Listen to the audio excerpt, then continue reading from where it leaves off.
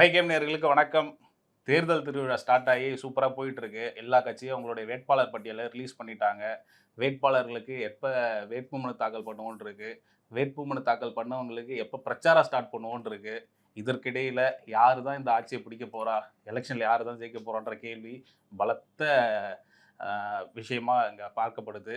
சார்கிட்டையும் கேட்டிருப்பாங்க, என்கிட்டையும் கேட்டிருப்பாங்க, உங்ககிட்டையும் கேட்டிருப்பாங்க. இதை சுற்றி நடக்கக்கூடிய சுவாரஸ்யமான சம்பவங்களை இன்னைக்கு நம்ம டீட்டெயிலாக பேசலாம். அதற்கு முன்னாடி சப்ஸ்கிரைப் பண்ணாதவங்க சப்ஸ்கிரைப் பண்ணிவிட்டு வீடியோ பாருங்கள். ஹை பட்டன் கிளிக் பண்ணாதவங்க ஹை பட்டன் கிளிக் பண்ணிவிட்டு வீடியோ பாருங்கள். வீடியோ ஸ்கிப் பண்ணாமல் லாஸ்ட் வரையும் பாருங்கள்.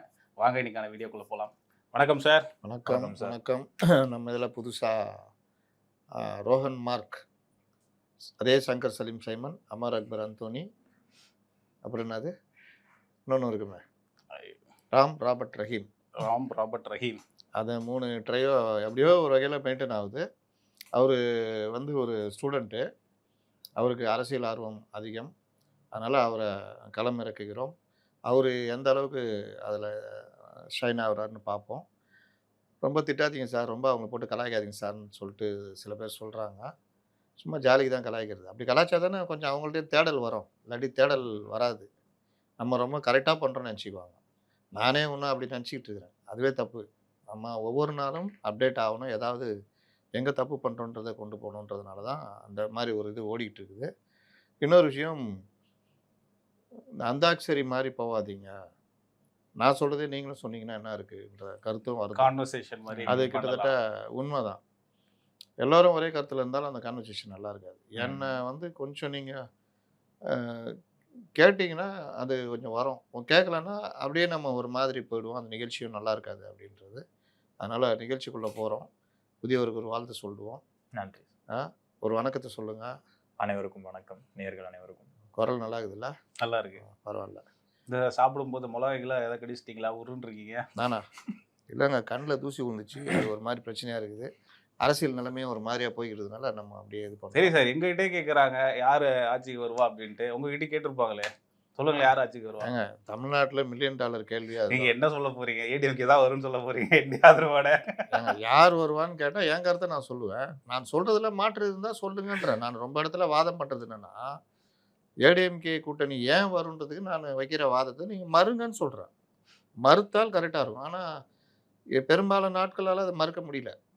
அதாவது கண்மூடித்தனமாக எனக்கு பிடிச்ச கட்சி வரணும்னு நினைக்கிறது வேற. நம்ம வந்து நான் என்னை பொறுத்த வரைக்கும் ஒரு அனலைஸ் தான். 2016 நான் ஒரு சிலர் மட்டும் சொன்னோம் ஏடிஎம்கே தான் வரப்போகுதுன்னு. அன்றைக்கே என்னை கிண்டல் பண்ணாங்க, ஏடிஎம்கே ஆளுன்னு சொன்னாங்க, எல்லாம் பண்ணாங்க. அன்னைக்கு அதான் சார் சொல்கிறாங்க. ஆமாம், யாருன்னா அப்படி தானே வரும். நீங்களுமே ஏடிஎம்கேக்கு ஒரு சாஃப்ட் கார்னர் காட்டுறீங்கல்ல.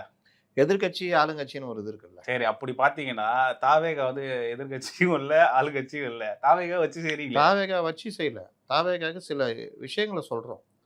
2 கட்சி இந்த மாதிரி இருக்காங்க, நீங்கள் வந்து அந்த பாதையில் எடுங்க. நீங்கள் என்னென்ன தப்பு பண்ணுறீங்க? இன்ஃப்ராஸ்ட்ரக்சர்ன்ற வார்த்தையை தாவேகாவுக்கு எதிராக பயன்படுத்தினது நான் தான். உட்கட்டமைப்புன்ற வார்த்தையை பயன்படுத்தினது நான் தான். அன்னைக்கு தலைவரை இட்டாந்து போகிறது தான் உட்கட்டமைப்புன்னாங்க. அப்போ நம்ம வந்து என்ன செய்ய முடியும்? அப்போ அதில் நம்ம பேச முடியும். சில விஷயங்களை சீரியஸாக பண்ணால் நீங்கள் மிளகா கடிச்சிட்டிங்களான்னு கேட்பீங்க.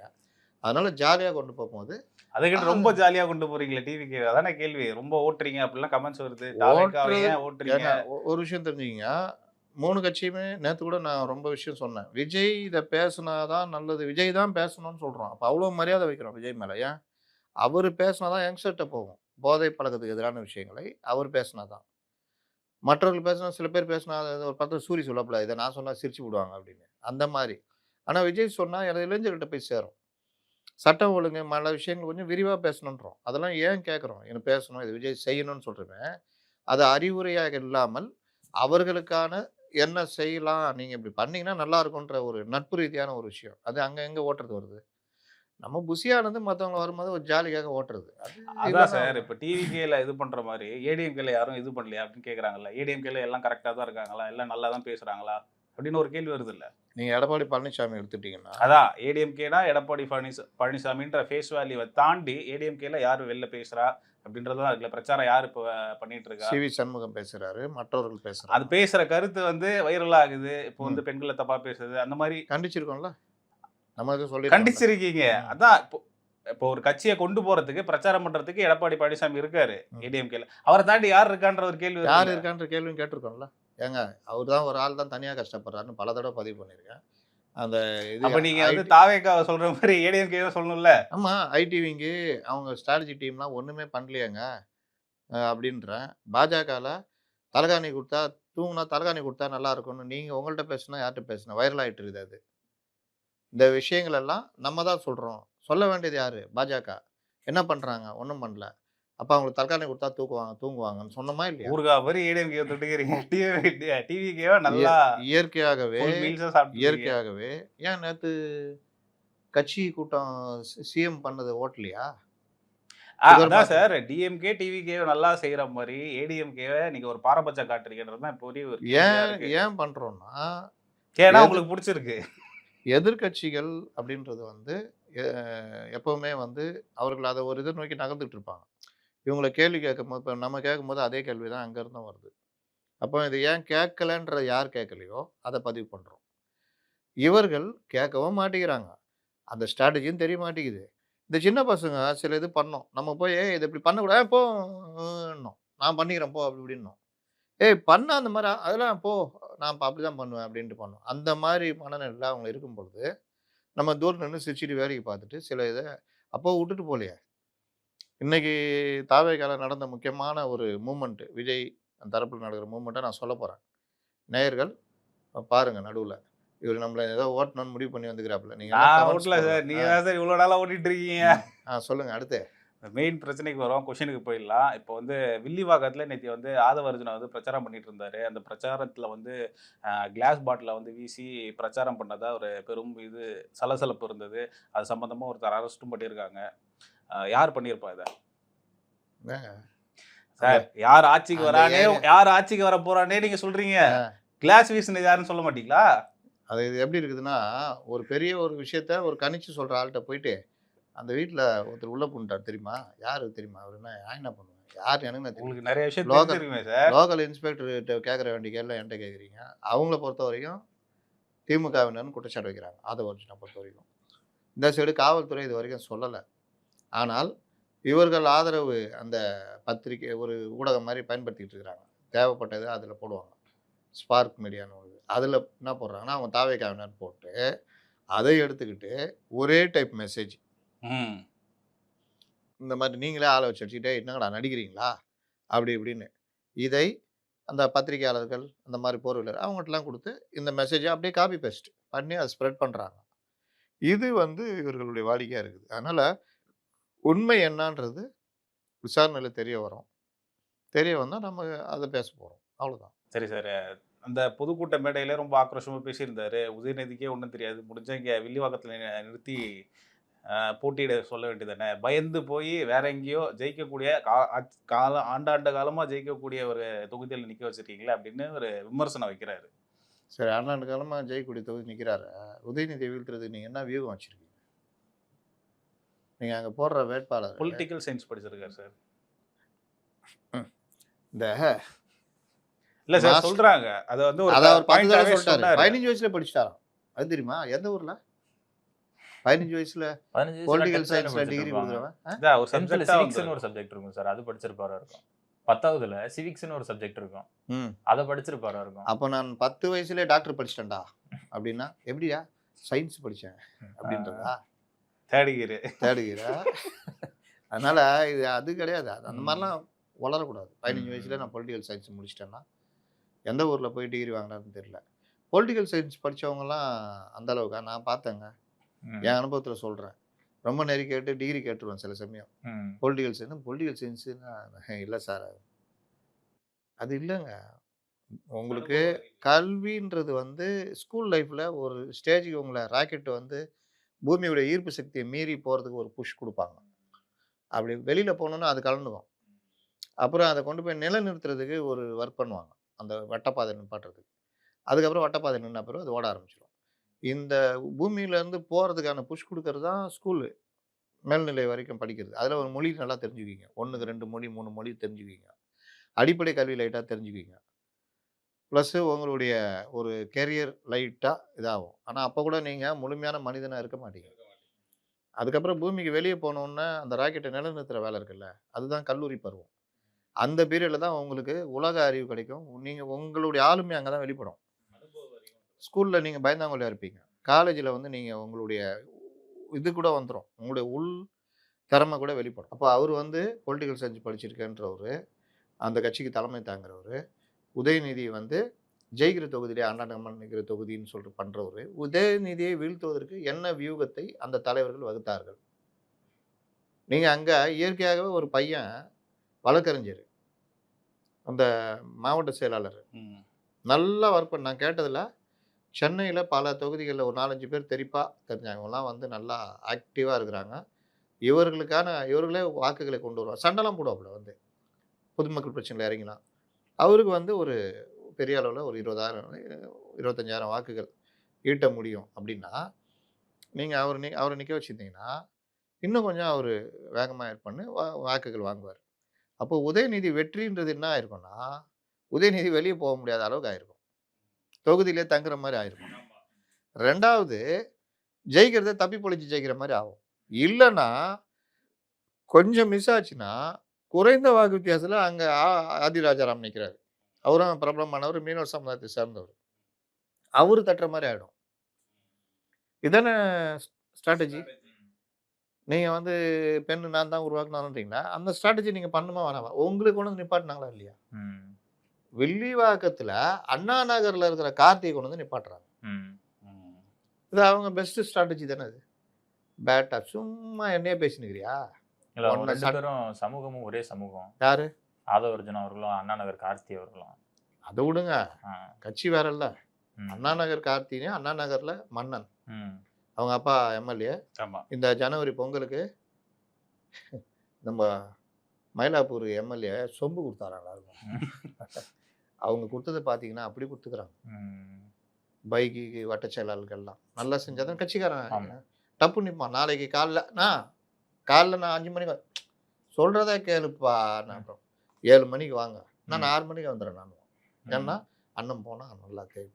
சந்தோஷமா வேலை செய்வோம். ம். உற்சாகமா இருக்கும். அப்ப அங்க வந்து அண்ணா நகர் கார்த்தி நின்னுந்தாருன்னா, அவரு வெயிட் வேற. அந்த சமூகம் நீங்க சொன்னீங்கல்ல, அந்த சமூகம் அங்க அதிகம். ம். அப்ப கோகுலேந்திராவுக்கு சிக்கலா இருக்கும். ம். என்னடா இந்த அம்மாவை எப்ப பார்த்தாலும் இந்த அம்மா தான் நிப்பாட்டுறாங்க விடுப்பா. அப்படி இப்படின்னு ஒரு மாரி. நீங்க என்ன பண்றீங்கன்னா, அந்த மாரி வாய்ப்பு இருக்கிறவர தூக்கி ஆதவ அர்ஜுனாக்கு எதிரா கொண்டு வந்து நிப்பாட்டுறீங்க. அப்படின்னா என்ன அர்த்தம்னா, என்ன வேணா பண்ணி ஜெயிச்சிரு. அப்ப என்ன ஆகுது? ஆதவ அர்ஜுனாக்கு அந்த பாதிப்பு இருக்கா இல்லையா? ஒண்ணுமே தெரியாத ஆளு. பணத்த பத்தி நம்பி வந்திருக்காரு. அப்படி இப்படின்னு. ஆனா 2 பேருக்கும் தான் அங்க ஃபைட்டே. ஏடிஎம்கே வந்து 3வது இடம் தான் அங்க. நான் ஒரு அதிமுகட்ட பேசும்போது அவன் சார் நம்ம விட்டு குத்து வேலைக்கு பார்ப்போம் சார் அடிச்சுக்கிட்டோம் அப்படின்னு. அப்போ 3வது இடம் தான்.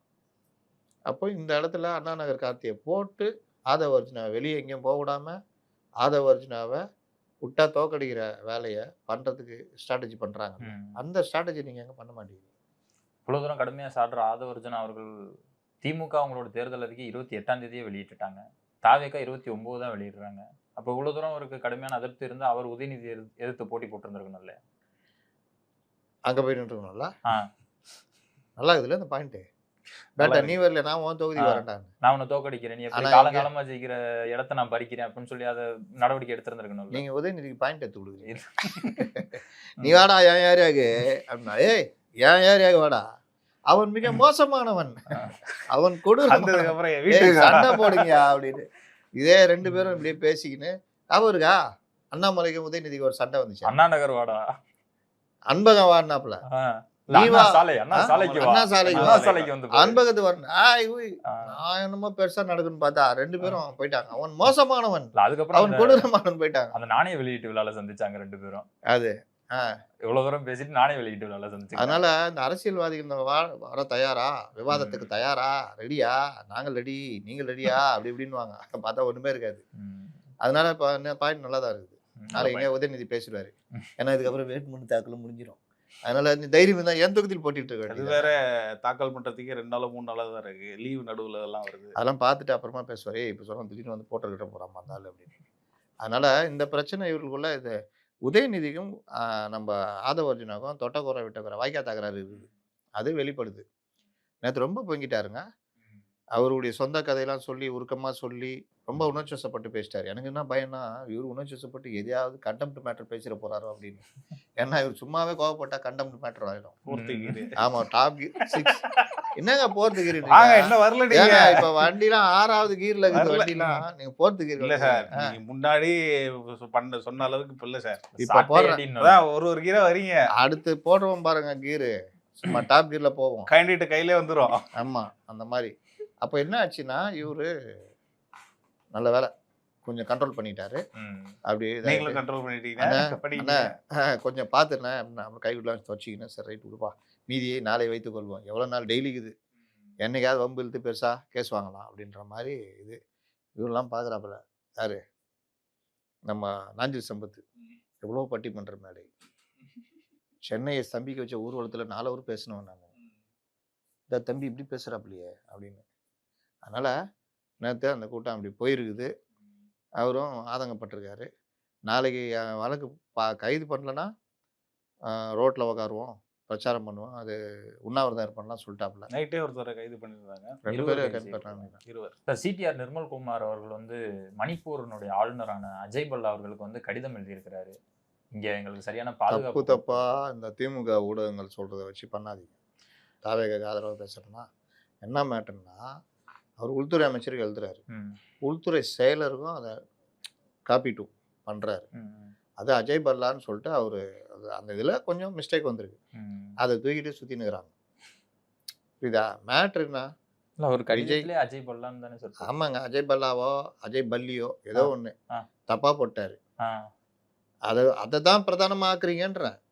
இன்னைக்கு ஊடகங்கள் என்ன பண்ணுதுன்னா இதை தான் பிரதானமாக்குறாங்கன்ற. முதல்வரை பார்க்க விரைந்தார் கமலஹாசன் அப்படின்னா அந்த மேட்டர் எடுக்க மாட்டாங்க. கமலஹாசன் பேண்ட் கிழிஞ்சிருந்தது, அதை எடுத்து பெருசாகும். போகும்பொழுது பேண்ட் கிழிஞ்சு டேய் இருந்தாலும் எதுக்கு போனாரு, என்ன பேசினாரு, அதை கொண்டு வானா அதை விட்டுருவான். விஜய் முகத்தில் மஞ்சள் கரை கவனித்தீர்களா அப்படின்வான். உண்டா இல்லையா? இதுதான். அதனால அந்த அந்த இது வந்து அந்த மாதிரி ஜேர்னலிசம் போகக்கூடாது. அவரு எழுதியிருக்காரா, லெட்டர் எழுதியிருக்காரு, பாதுகாப்பு கேட்டு எழுதியிருக்காரு, சரியா இது பண்ணலன்னு. அதுதான் முக்கியம். ஒரு கட்சியிலேருந்து அவங்க கேட்குறாங்கன்னா அப்போ அவங்க அங்கேருந்து இங்கே கேட்பாங்க, என்ன நடக்குது தமிழ்நாட்டில், ஏன் இப்படி பண்ண மாட்டேங்கிறீங்க, இப்போ திருச்சி போகிறாரு என்ன ஆகுன்னு கேட்குறீங்க, திருச்சி இதை பற்றி கேட்பாங்க. அது கூடுதலாக நான் ஒரு தகவல் சொல்கிறேன். விஜய் நம்ம சொன்னது இந்த மாதிரி விஷயங்கள்லாம் கொஞ்சம் அவங்களுக்கு கவனத்துக்கு போயிடுச்சான்னு தெரியல. கட்சிக்காரங்க ஒத்துழைக்கிறது இல்லை. கேண்டிடேட்ஸ் கூட நேற்று பேசணும்ல, ஆமாம். அதே மாதிரி பாட்டில் அடிச்ச விவகாரம். ஆமாம். ஒரு தகவல் சொல்கிறாங்க, விஜய் மாவட்ட செயலாளரோட நேரடி கான்டாக்ட், அது அவர் பேசுகிறாரா இல்லை அவருடைய ரெப்ரசன்டேட்டிவ் பேசுகிறாங்களோ, நேரடியாக பலரிடமும் விஜய் பேசியிருக்கிறார். கருத்து கேட்குறாரு. என்ன ஆச்சு, எப்படி நடக்குது, உங்கள் தொகுதியில் என்ன பிரச்சனை, உங்கள் தொகுதியில் இருக்கிற மாவட்ட செயலாளர் இல்லைன்னா வெளியாள்னா மற்றவங்க மாவட்ட செயலாளர்கள் மற்றவர்கள் ஒத்துழைக்கிறார்களா, மாவட்ட செயலாளராக இருந்தால் கூட மற்றவர்கள் ஒத்துழைக்கிறாங்களா, அங்கே நம்ம ஜெயிக்கிறது மட்டும்தான் குறிக்கோள், அது கரெக்டாக நடக்குதா, இல்லை உங்களுக்குள்ள சண்டை போட்டுக்கிறீங்களா, இந்த விஷயங்கள்லாம் நீங்கள் இது பண்ணுங்க அப்படின்னு. பல தொகுதிகளிலுமே வேட்பாளரை மாற்ற கோரி அதான் இந்த இந்த இந்த இதுதான் இதுடைய இதுதான் ரிஃப்ளெக்ஷன் தான். அதனால தான் அவர் பேசுகிறாரு. மாற்ற கோரெலாம் இந்த வேட்புமனு தாக்கலில் முடியணும். இன்னும் ஒரு 6 நாள் தான் இருக்கு. நீங்கள் இந்த திருவள்ளூர் வேட்பாளர் பார்த்தீங்கன்னா திடீர்னு அவர்கிட்ட அந்த இதை கொண்டு வராங்க, இந்த பெண் பாலியல் சீண்டல், இந்த இது யாருமே ஏற்றுக்க முடியாது. பெண்களை வந்து பண்ணுறதை யாரும் ஏற்றுக்க முடியாது. இந்த நேற்று பாஜக துணைத் தலைவர் கருணாகராஜன் மேலே கூட ஒரு புகார் வந்திருக்கு. அது உண்மையாக பொய்யான்றது அவங்க விசாரிக்கணும். விசாரிச்சுட்டாங்க, என்னை கண்டுக்கவே இல்லைன்னு அவர் சொல்கிறாங்க. அவங்க அசலாக அவங்க போலீஸ்லேயே புகார் கொடுத்துட்டாங்க, 6 மாதமாக நான் போராடிக்கிட்டு இருக்கிறேன் அப்படின்ட்டு. அப்போ இப்போ அவருக்கு சீட்டு கொடுக்குறது பிரச்சனை வரும். நேற்று இவர் நைனா நாகேந்திரனை கேட்டப்போ கூட நாங்கள் விசாரித்து இது பண்ணுறோன்னு, இன்னொரு விசாரணையா அப்படின்னு அந்த அம்மா ஆயிருப்பாங்க. எத்தனை பேரையா விசாரிப்பீங்க ஒரு மேட்ரு. அப்போ இது ஒருவேளை போலீஸு அது வழக்கு பதிவு பண்ணிட்டாங்கன்னா அது ஒரு சிக்கலாக மாறும், வேணான்னு ஆகும். இப்போ தேர்தல் நேரத்தில் கரெக்டாக வச்சு அடிக்கிறாங்களா, அது அவங்க சைடும் நியாயம் இருக்குது. நான் இவ்வளோ நாளாக கேட்டேன்லங்க, வானதி சீனிவாசன் இவ்வளோ நாளாக பேசுனீங்க, லாஸ்ட்டில் அவரு கூடயே பக்கத்தில் வந்து சிரிச்சு பேசுகிறீங்க, அப்போ நான் கொடுத்த புகாருக்கு என்ன இருக்குது, அப்படி எனக்கு கொலை மிரட்டல் கொடுக்குறாங்க, நான் என்ன பண்ணுறது அப்படின்றதுலாம் அது ஒரு பார்ட்டு. அதே மாதிரி இந்த வேட்பாளர் திருவள்ளூர் வேட்பாளருக்கு நாங்கள் எவ்வளோ நாள் புகார் கொடுத்தோம், கண்டுக்கவே இல்லை. நான் எப்போ போலீஸில் புகார் கொடுக்குறேன். அவரு என்ன சொல்கிறாரு, சீட்டு கேட்டாங்க, இது பண்ணாங்க.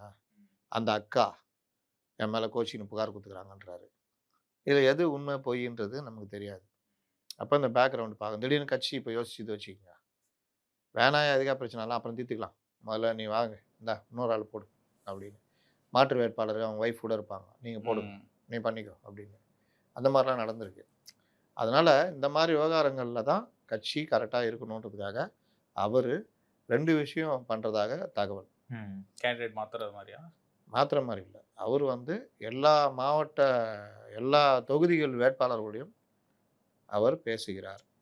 சில பேர்கிட்ட பேசியிருக்காரு, சிலரிடம் பேசப் போகிறார். நேரடியாக பேசியிருக்காரா இல்லை? அது 2 விதம் இருக்கும். அவர் சில விஷயங்களை மாவட்ட செயலாளர் நேரடியாக பேசுகிறார். அவர் பேச முடியாத இடங்கள்ல அவர் அவருடைய ரெப்ரசன்டேட்டிவ் யாராக இருப்பாங்க, இந்த மாதிரி சொல்லியிருக்காங்க, நான் தான் அந்த இதுக்கு, நீங்கள் எதாவது இருந்தால் டக்குன்னு கான்டாக்ட் பண்ணுங்க அப்படின்னு. அப்போ அந்த கேள்வி அங்கே என்ன வருதுன்னா, மாவட்ட செயலாளர்கள் வேலை செய்கிறீங்களா அப்படின்ற கேள்வி. ஒத்துழைப்பு தராங்களா? இல்லை மாவட்ட செயலாளரே வேட்பாளர்னா மற்ற கட்சிக்காரர் மற்ற இது ஊராட்சி, பேரூராட்சி மற்றவர்கள் அவங்களோட ஒத்துழைப்பு தராங்களா? இல்லை வேற யாராவது உங்களுக்கு சிக்கல் கொடுக்குறாங்களா? இந்த மாதிரி விஷயங்கள். நம்ம தான் ஜெயிக்கணும். எண்ட் ஆஃப் தி டே நான் ஜெயிக்கணும். நான் தான் நிற்கிற மாதிரி. அப்போ நான் நிற்கிற மாதிரின்னு சொன்ன பிறகும் மாவட்ட செயலாளர்களோ, இல்லை ஒன்றியம் இல்லாட்டி வேற யாராவது பகுதி செயலாளர் இந்த மாதிரி உங்களுக்கு ஜெயிக்க விடாமல் பண்ணுறாங்கன்னா என்கிட்ட அந்த கவனத்துக்கு கொண்டு வாங்க அப்படின்னு அவர் அந்த விஷயத்தில் பேசினதாக தகவல். இன்னொன்று கூடுதலாக தனியாக மேலிடத்திலிருந்து ஒவ்வொரு தொகுதியிலுமே ஒரு கண்காணிப்பாளர் மாதிரி ரகசியமாக இறக்கி விட்டுறதுக்காக தகவல். அவர்கள் வேட்பாளரோட மட்டும் கான்டாக்டில் இருப்பாங்க. இல்லாட்டி வேட்பாளருக்கு கூட இருக்கிற சீஃப் ஏஜென்ட்டோ இல்லை மற்ற அவங்களோட மட்டும் கான்டாக்டில் இருப்பாங்க. அவர்கள் மூலியமாக மெசேஜ் போகப்படும். இந்த தரவுகளை எடுத்து வைத்து அடுத்து இது பண்ணும்பொழுது யார் யாரை ஃபில்டர் பண்ணணும், யார் யார் கட்சியுடைய முடிவுக்கு எதிராக நடந்தாங்கன்றதை பண்ணணுன்றதுல அவர் உறுதியாக இருக்கார். இது ஏன் இந்த பிரச்சனை வருதுன்னா, புஷி ஆனந்த் பல இடங்களில் விளையாடுறாரு. அவர் சில இடங்களில் அவருடைய ஆதரவாளர்கள் அவர் மீறி வேட்பாளர் போட்ட இடங்கள்ல பிடிச்சி லகான எழுதுகிற வேலை பண்ணுறாங்க. அது பண்ண விட நடுவில் கூட அவர் வாய்ஸ் கொஞ்சம் லோவாக இருந்தது. என்னென்னா கட்சி அவர் கையில் இருக்குது, வேட்பாளர் தேர்வுன்றது அவர் மீறி நடக்குது. அப்போ அவன் எப்படி ஜெயிப்பான் பார்த்துடலாம். அப்போ இவனுக்குன்னா அவருக்கு மாவட்டத்துக்கு புஷியே நம்மள்ட்ட இருக்காரு. நம்ம இப்போ நீங்கள் வேட்பாளர் அறிமுக கூட்டம் மற்ற விஷயங்கள்லாம் நடக்கணும், பல தொகுதிகளில் நடக்கவே இல்லைன்றாங்க. மேலிடத்து இப்போ ஏடிஎம்கேவோ டிஎம்கேவோ பார்த்தீங்கன்னா அந்த ஒதுக்கின பொறுப்பாளர் அந்த ஊரில் கொஞ்சம் பெரிய இதுவாக இருப்பார். அவர் அந்த இதில் இது பண்ணி பேசுவார். இதில் அந்த மாதிரி ஆட்களும் இல்லைன்னு வச்சுக்கோங்க. அப்போ மாநிலத்திலே மொத்தம் ஒரு 10 பேர் இருக்காங்கன்னா அவங்கள வச்சு வேகமாக இந்த அறிமுக கூட்டம் அந்த மாதிரி விஷயங்களை பண்ண வைக்கணும். இன்னொன்று மறுபடியும் ஒரு அறிக்கை விடணும், இந்த மாதிரி ஒத்துழைப்பு கொடுக்கணும், எந்த இதுவும் மிஸ் ஆகக்கூடாதுன்னு. அப்போ இந்த மாதிரி விஷயங்கள்லாம் தீவிரமாக கவனம் செலுத்த தொடங்கி இருக்கிறார்கள். அது யாராக இருந்தாலும் அந்த ஃபீட்பேக்கை எடுக்க ஆரம்பிச்சிருக்காங்க. இதில் ஃபீட்பேக் கிடச்சி அதில் சரியில்லை அப்படின்னு தெரிஞ்சால் அவர்களை தேர்தல் முடிந்தவுடன் பரிசீலிக்கிறதுக்கும் விஜய் தயாராகிட்டார் அப்படின்னு தகவலை நேற்று நான் பேசிகிட்டு இருக்கோம். ஒருத்தர் சொன்னார், அந்த முக்கிய நிர்வாகிகள் ஒருத்தர். சார் நீங்கள் நினைக்கிற மாதிரிலாம் இல்லை, அவர் இந்த ஃப்ளட்ஜில் இறங்கியிருக்காரு, ஒவ்வொரு தொகுதியிலும் நான் நிற்கிற மாதிரின்றாரு. அவர் போக முடியல, பிரச்சாரம் பண்ண முடியல, அதுக்கு பல தடைகள் பல பிரச்சனைகள் இருக்குது.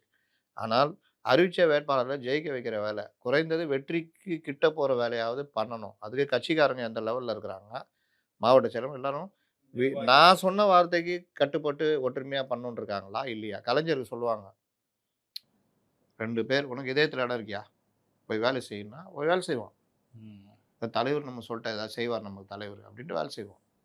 அந்த தன்மை வேணும்னு விஜய் எதிர்பார்த்து ஆட்களை களமிறக்கிறதுக்காக தகவல். அதனால் இது அந்த மாவட்ட செயலாளர்கள், ஒன்றியம் மற்றும் அதாவது இந்த உள்வேலை பார்க்குறவங்களுக்கெல்லாம் ஒரு எச்சரிக்கையாக இப்போ என்னால் முடிஞ்சது ஒரு எச்சரிக்கை மணியாக நான் சொல்கிறேன். இல்லை அப்படிதான் இப்படிதான்னா நடைமுறையில் வரும்போது அவர்கள் அதை சந்திப்பார்கள் அப்படின்றது தான் தாவேக்காரர். நல்ல விஷயம் தானே இது. இந்த மாதிரி யோசிக்கிறதும் நல்ல விஷயம். நல்ல யோசனை நல்லா இருக்குது. ஆனால் நடக்குமா அது அந்த கட்சியில்? இப்போ டைரெக்டாக விஜயை தலையிட்டு ஒரு ஆள் ஒவ்வொரு தொகுதிக்கும் ஆளுன்னு இது பண்ணிட்டீங்கன்னா இல்லை, கரூர் சம்பவம் நடந்த பின்னாடியுமே விஜய் அவர்கள் நேரடியாக எல்லாரையும் சந்திக்கிறதா தகவல் வந்துச்சு. ஆனால் அதுக்கப்புறமும் அந்த கட்சியில் எந்த ஒரு மாற்றமுமே இல்லை. இல்லைங்க, இதை எப்படி பார்க்கணும்னா, ஒரு சம்பவம்ன்றது வேற, தேர்தல்ன்றது வேற. ம். தேர்தல்ன்றது குறிப்பிட்ட 20 நாளுக்குள்ள நடந்து முடிஞ்சிடும். அது ஒரு திருவிழா. அந்த திருவிழால உங்களுக்கு எல்லாரும் ஒண்ணா சேர்ந்து தேரை இழுத்தா தான் அந்த தேர் போய் ஓடும். ஒருத்தர் 2 பேர் முன்னாடி இழுத்துனும்போது, ஒருத்தர் பின்னாடி இழுத்துருந்தா, அவன் தேர் போயிடும். அப்போ விஜய் சொன்னாரு, ஒவ்வொரு தொகுதியில நான் தான் விஜய், நான் நிக்கிறதா தான் முடிவுன்னு சொன்னா, அப்ப நீ கட்சிக்காரன் மதிக்கலன்னா, அப்புறம் நீ விஜய்க்கு என்ன மரியாதை குடுக்குற? அது ஒண்ணு இருக்குல்ல. அத தான் சீரியஸா பார்க்குறாங்கன்றேன். அப்போ இந்த விவகாரத்துல யார் யார் என்ன? இப்போ இந்த தொகுதி யாருங்க வேட்பாளர்? ரைட்டு. என்னங்க நடக்குது? சார் இல்ல சார், இந்த மாரி ஒத்துழைக்க மாட்டேங்கிறாங்க. ரைட்டு. எங்க இதுலேருந்து கான்டாக்ட் பண்ணுவாங்க. நீங்க முடியலனா கூட உங்க ஆள ஒருத்தர் இது பண்ணிடுங்க. ஃபீட்பேக் குடுத்துட்டே இருங்க. அப்ப ஃபீட்பேக் போய்க்கிட்டே இருக்கும். இன்னும் சில இது வந்து பத்திரிகைகள்ல வெளிய வர ஆரம்பிச்சுரும் கொஞ்ச நாள்ல. இந்த இடத்துல இங்க கோஷ்டி பூசல்னால தடுமாறுகிறார் வேட்பாளர் அது இதுன்னு.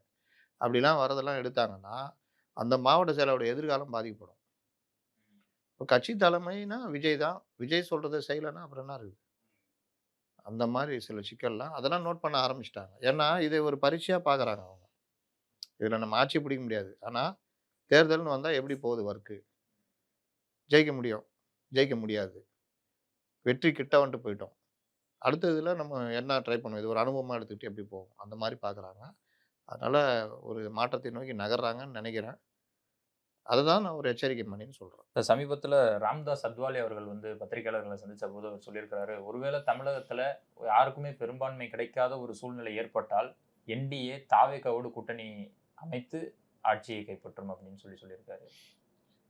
இதை இது பத்தி இங்க இருக்கிற பத்திரிக்கையாளர்களுக்கே தெரியும். இது அத்வாலே அங்கருந்து வரணுமா? இல்ல அப்ப சிபிஐ விசாரணைக்காக டெல்லிக்கு போயிருந்த போது விஜய் கிட்ட இதை பத்தி தான் பேசப்பட்டிருக்கு. பேசியிருப்போம். இதெல்லாம் இல்லன்னு நான் சொல்லுவேங்க. அதுக்கு தான் பேசியிருப்பாங்க. நம்மளே பேசியிருக்கோம். நாங்களே பேசிக்கிறோம். நீ வா ராசான்னு சொல்லிக்கிறோம். இவ்வளோ ம். சீட்டு குடுத்தா எவ்வளோ லாபம் இப்படிலாம் சொல்லிக்கிறோம். ம். அந்த பயப்புள்ள கேட்கலல்ல. ம். இங்கே ஒருத்தர் இருக்கிறார்ல. கடவுள் மெசேஜ் அனுப்பிச்சுக்கிறாரு. ஆ. நீங்க தான் சிஎம். ஓ! கடவுளே அனுப்பிச்சிட்டாரா? அவ்வளோதான். ம். அதனால விஜய் தான் காரணம். ம். தீதும் நன்றும் பிறர் தர வாரா. வாரா. அர்த்தம் சொல்லுங்க கரெக்ட்டா? தீமையும் நன்மையும் பிறர் சொல்லி வராது. இன்னும் ரொம்ப சிம்பிளிஃபை பண்ணணும்னா, உன் வாழ்க்கை உன் கையில். அதான். நீங்க எப்படி நடந்துக்கிறீங்களோ, நீ அதுல எப்படி தான் உங்களுக்கு பேசுறியோ, நன்மையும், தீமையும் வந்து சேரும். அது பிறர்னால கிடையாது. ம். உங்களால தான் உங்களுக்கு தீமை ஏற்படுத்திக்க முடியும், நன்மை எடுத்துக்க முடியும். இதுதான். அதுதான் அந்த மாரி வார்த்தை. அதனால விஜய் அவரு இதுக்கு அவர் முடிவு பண்ணாரு. அதுக்கு அவங்க சில நியாயம் சொல்றாங்க. ம். இந்த தேர்தல் தனியா நின்னா நம்ம எப்படின்னு பார்க்குறாரு. பார்த்துக்குங்க. ம். பலத்த அடி விழும். அப்போ இன்னொன்னு பார்த்துக்குவாரு. எவன் விசுவாசி, ம். எவன் சுகவாசின்றதும் தெரிஞ்சிடும். ஆஃப்டர் எலெக்ஷன் விஜய்க்கு. கமல்ஹாசன்லாம் தெரிஞ்சதில்ல. ம். அப்போ அவன் திருந்தல. அதனால இது வந்து தெரியும். அப்ப கமல்ஹாசனுக்கு நடந்தது வந்து விஜய்க்கு நடக்கும். நடக்கலாம். கொஞ்சம் பெருசா வந்து அமுங்கும். இது சின்ன பலூன். 4 பலூனு. ஆ. அது ₹15 பலூனு. பெருசா ஊதி அப்படியே காத்து இறங்கும். ம். தான் விஷயம். மீண்டும் ஒரு நேர்காணல் சந்திப்போம். நன்றி சார். நன்றி.